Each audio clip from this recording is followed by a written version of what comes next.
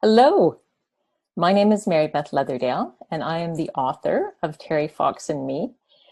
I worked with Milan Pavlovich on the book. He made these beautiful illustrations, and it was a real joy for me to work with Doug Alward and the Fox family in developing this book. It's an incredible story, and I'm really thrilled to be able to share it with you. So let's start reading. Every friendship starts somewhere. Ours begins at the Maryhill Cobras basketball tryouts in a small city in British Columbia, where two rivers meet and become one. The coach blows his whistle and the drills begin. The kid in the yellow shirt is the only one shorter than me. What if I'm the worst player? I dribble, I pass, I shoot baskets, I block shots.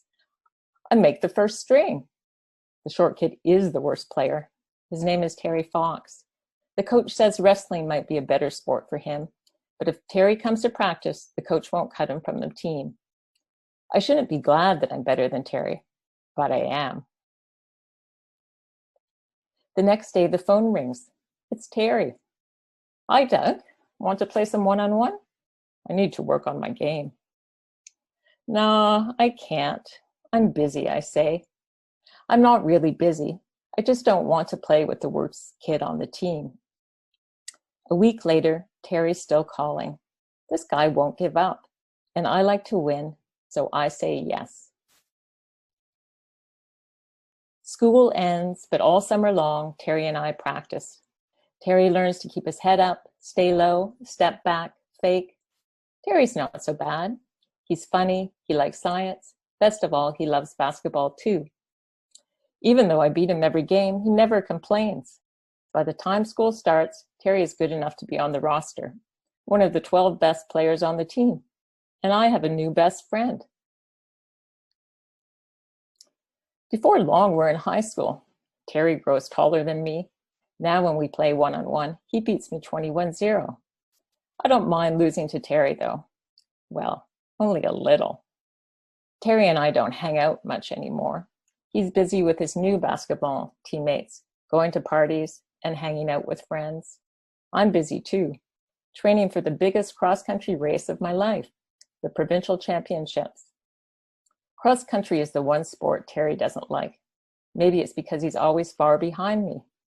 The night before the championship, my mind is spinning.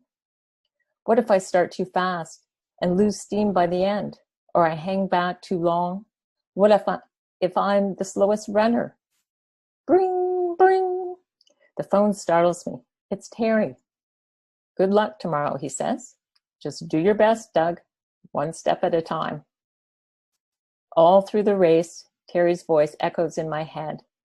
I win the second place medal. When university starts, Terry and I drive to the campus in his old beat-up car. Over the rattle of the muffler, he tells me his knee is hurting, probably from basketball practice on the hard gym floor. He doesn't want the coach to know. But a few weeks later, Terry can barely walk, so he goes to the hospital. When I visit Terry the next day, I see tears rolling down his face. He has a rare type of cancer. They're going to amputate his leg. Terry is the best athlete that I know. What can he do with only one leg? But Terry says not to feel sorry for him. Losing his leg is just a new challenge. After his operation, he shows me a magazine article about a guy with one leg who ran the New York City Marathon. Maybe I'll run across Canada, he says. I believe him. Terry stays in the hospital while he learns to walk on his Prothesis. He looks like the bionic man, all fiberglass and steel where the rest of his leg used to be. At first, Terry practices walking with 2 crutches, then 1, then just a cane. One day, when I'm bringing him some schoolwork, he meets me at the elevator, empty hands raised in victory. How'd you walk here, I ask. One step at a time, he says with a grin. The months speed by with treatments at the cancer clinic. As soon as Terry is finished with the treatments, he starts weight training to build his strength. Playing wheelchair basketball helps too. Sometimes we race up the pine tree-covered mountain, Terry in his wheelchair and me on foot. I always give him a head start. He says hearing my footsteps behind him makes him push harder. Seeing Terry in front of me makes me push harder too. Terry tells me a secret. He wants to run across Canada to raise money for cancer research. Will you help me train? I tell him to start slow, run a little farther each day, give his body time to recover. In a year or two, he'll be ready. But it's not just Terry's body that has to adapt to running. His artificial leg does too. Terry and his prostheticist, a person who makes artificial limbs, gets to work. They start with a regular artificial leg for walking, fiberglass bucket, metal shaft, springs, gears, foot made of wood and rubber. They add special parts for running, steel hinge for the knee, belt to attach the leg, elastic strap to pull the leg forward. Still, the heavy artificial leg moves too slowly. So Terry adjusts his gait. 2 steps with his good leg while his artificial leg swings forward. Even with the new leg, running is very painful for Terry, but that doesn't stop him. Terry runs at night under the warm glow of the stars. Some nights I run with him. Some nights he runs by himself. Hop hop on his left leg, long step with his right. By the end of the summer, Terry is running 8 kilometers a day. I ask him if he wants to enter a race with me. When he tells me to enter him in the shorter distance, I push him. You run almost that far now. Why don't you run the longer distance? It will be a bigger challenge. For a few minutes, Terry doesn't say a word. Then he answers, okay, Doug, I'll do it. The 28-kilometer race is grueling. The course is steep along a busy highway. I finish 8th, one of my best times. Terry comes in last, grinning from ear to ear. The crowd cheers. That's my best friend, I shout. If it's the truth, it's not really bragging. We begin planning for Terry's cross-country run. We'll start in St. John's, Newfoundland next spring. To make it back to British Columbia before winter, Terry will have to run a marathon every day, 200 marathons in a row. No one else in the world has ever run that far on one leg. Terry trains even harder. Every day he runs. He never thinks about how far he has to go. He just takes one step at a time, to the corner, to the stop sign, to the tree. Nothing will stop him from running, not the flu, not blisters, not his leg bleeding. When I try to convince him to take a day off to rest his injuries, he gets mad. We argue.